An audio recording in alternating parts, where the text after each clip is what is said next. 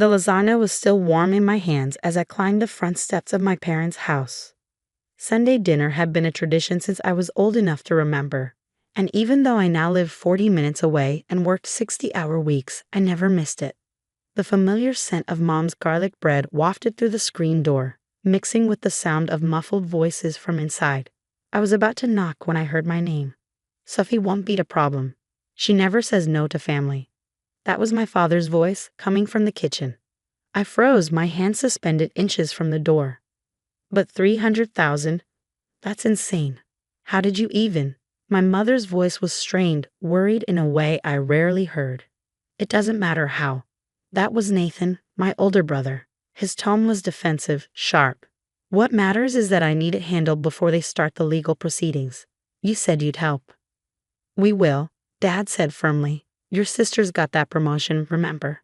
Senior financial analyst at that big firm downtown. She's probably making, what, $150,000 a year now? More, Nathan said. She mentioned something about bonuses.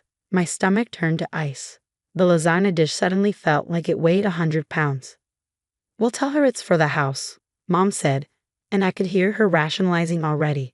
That tone she used when she was convincing herself something wrong was actually right. Say we need repairs for the roof, the foundation. Maybe 30,000 at first, then medical bills. I'll say I need some procedures.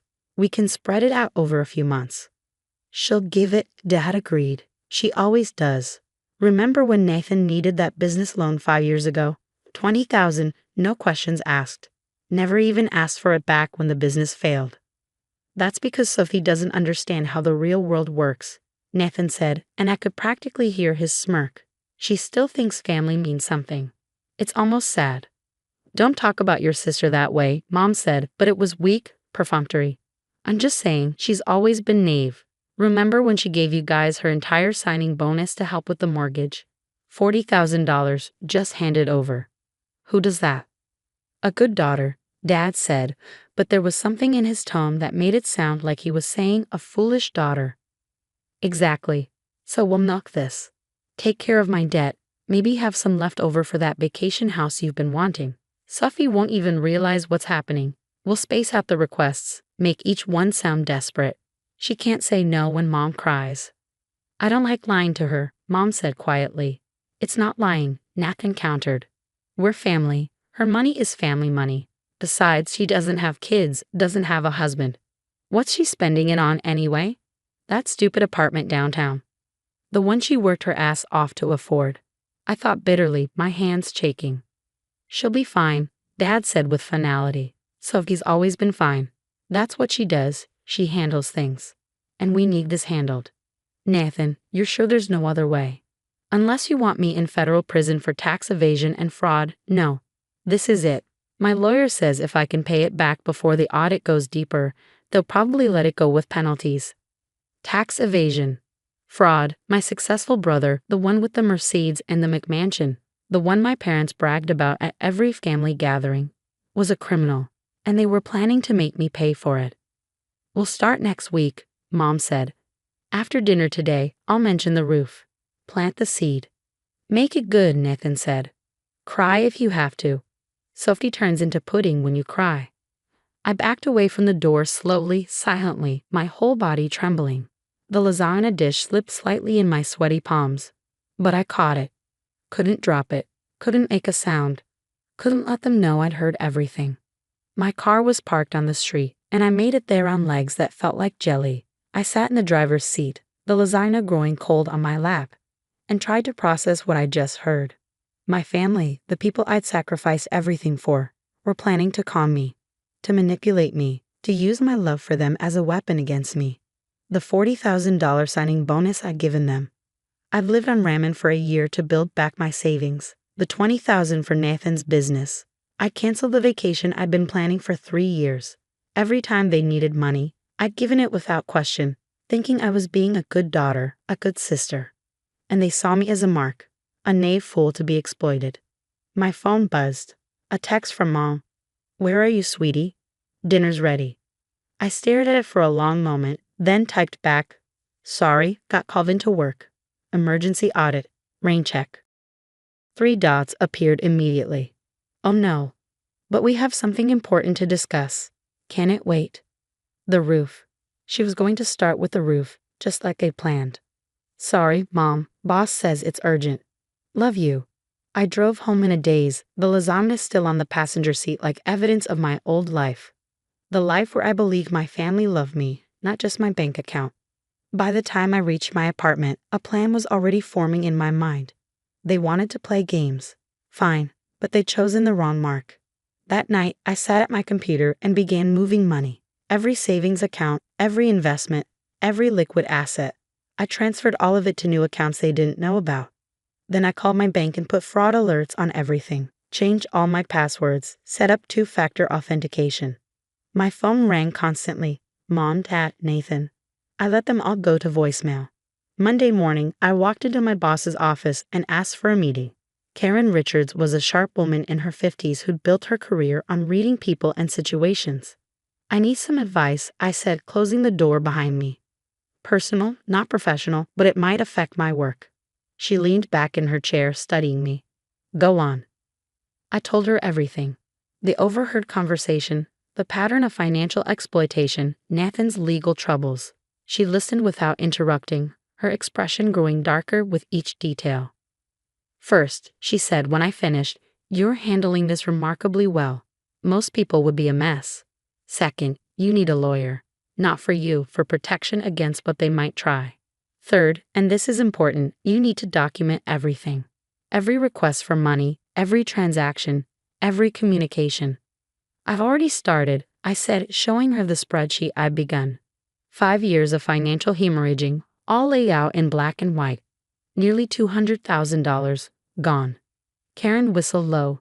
Sophie, I'm going to give you some advice that's probably overstepping, but I think you need to hear it.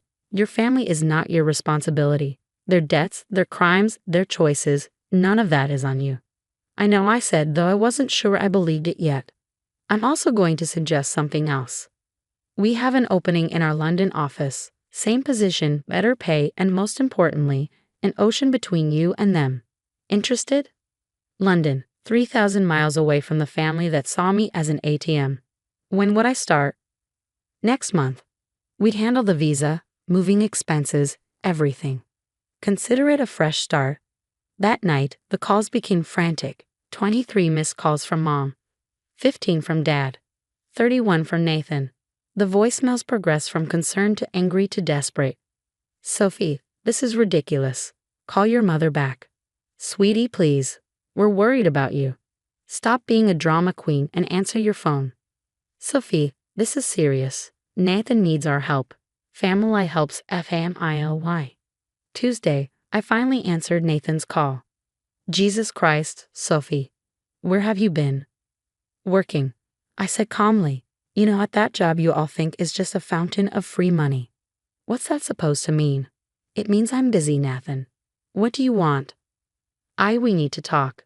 As a family, can you come to dinner tomorrow? Can't. I have plans. Plans? What plans are more important than family? The kind where people don't scheme to defraud me out of $300,000. The silence was deafening. Then, I don't know what you're talking about. Tax evasion and fraud, Nathan? Really? And you were going to make me pay for it. Tell Mom and Dad to lie to me, manipulate me. You were listening. You were eavesdropping on our private conversation. I was bringing lasagna for family dinner. Remember family? That thing you said I foolishly believe means something. Sophie, listen, it's not what you think. It's exactly what I think. You were planning to con me, your own sister, the one who's bailed you out for years. I'm in trouble, Soph, real trouble. I could go to prison. Then you should have thought of that before committing fraud. Are you seriously going to let me go to prison? Over money? Money you can afford to spare. I couldn't afford the $40,000 I gave Mom and Dad. I couldn't afford the $20,000 I gave you. I couldn't afford any of it, but I gave it anyway because I thought that's what family does.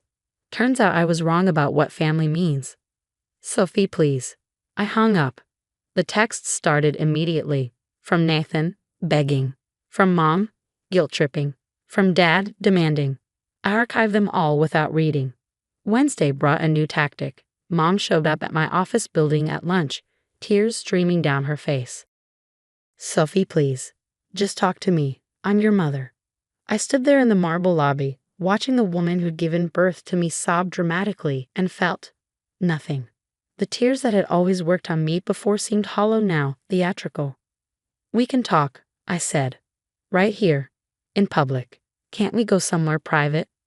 "No. Say what you need to say." She glanced around at the people passing by, clearly uncomfortable. "Your brother is in trouble." "I know. Tax evasion and fraud. He told me. He made mistakes, but he's family. We have to help him." "No, you have to help him. He's your son. Use your money." "We don't have that kind of money, you know that." Then Nathan should have thought of that before breaking federal law. "How can you be so cold? This isn't like you." "You're right. The old Sophie would have already written the check." "The old Sophie believed you when you said family helps family. But the old Sophie didn't know that her family was planning to con her, to use her love against her." Mom's face went pale. "How did you?" "Does it matter? What matters is that I know exactly what you all think of me. The knave daughter. The family ATM. The mark. We never said. She'll never say no to family. She doesn't understand how the real world works. Sophie turns into pudding when you cry. Should I go on?" "Real tears now, not the manufactured ones. We were desperate." "No, you were greedy. There's a difference." I left her there in the lobby and went back to work. That afternoon, I accepted the London position. Thursday was quiet. Too quiet. No calls, no texts, no surprise visits. It made me nervous. Friday, I found out why. I was packing up my desk for the weekend when security called up. "Ms. Winters, there's a process server here for you." My family was suing me for the money I'd already given them, claiming they were loans that I was now demanding repayment on, causing them severe emotional and financial distress. I looked at the papers, then laughed. Actually laughed. They were trying to legally force me to give them money by claiming I was forcing them to give me money. It was so absurd, so desperately pathetic, that I couldn't even be angry. I called the lawyer Karen had recommended. "They have no case," she said after I'd emailed her the documents. "No written agreements, no documentation. This is harassment, plain and simple. We'll countersue if you want." "No," I said. "I don't want their money. I just want them gone." That weekend, I started packing, not just for London, but for a new life. One where love wasn't transactional, where family meant more than shared DNA, where I wasn't valued solely for my bank account. Nathan called one last time from a number I didn't recognize. "You're really going to let me go to prison?" "I'm not letting you do anything, Nathan. You're going to prison because you committed crimes. That's called consequences. I could lose everything. I've already lost everything. My family, my trust, my faith in the people who were supposed to love me. But you know what? It's liberating. I don't have to pretend anymore that you all care about me as anything more than a checkbook." "That's not true. Nathan, you literally sat in Mom's kitchen and planned out how to manipulate me. You laughed about how naive I am, how I don't understand the real world. Well, congratulations. I understand it now. Sophie, please, I'm begging you. Beg someone else. I'm done." I hung up and blocked the number. The movers came on a Tuesday. I watched them pack up my life, each box a step further from the family that had used me. My phone had been silent for days. They'd finally given up. As I was doing a final walkthrough of my empty apartment, I found the lasagna dish in the back of a cabinet. The one I'd been carrying that Sunday, full of food made with love for people who saw me as nothing more than a resource to be exploited. I threw it in the trash. At the airport, waiting for my flight to London, I got one last text from an unknown number. I almost deleted it unread, but curiosity won. It was from my mom. "I'm sorry, not for needing help, but for how we planned to get it. You deserved better. I hope someday you can forgive us." I stared at it for a long time, then typed back, "I hope someday you can deserve forgiveness." Then I turned off my phone and boarded the plane. 6 months later, I got word through my lawyer that Nathan had been sentenced to 18 months in federal prison. My parents had lost their house trying to pay for his legal defense. They'd moved in with my aunt in Florida. I felt nothing. No satisfaction, no guilt, no anger. They were strangers now, people I'd once known in a different life. My new life in London was everything the old one wasn't. I had colleagues who became real friends, relationships built on mutual respect rather than exploitation. I learned to trust again slowly, carefully. And sometimes, on quiet Sunday mornings, I'd make lasagna just for myself, remembering the girl who used to carry her heart in a casserole dish, hoping this time her family would see her as more than just a bank account. That girl was gone now. In her place was someone stronger, someone who understood that sometimes the most loving thing you can do for yourself is walk away from people who only love what you can give them. Family isn't about blood. It's about who shows up for you without checking your bank balance first. And sometimes the only person who truly shows up for you is yourself. That's the real world. And now finally, I understand it.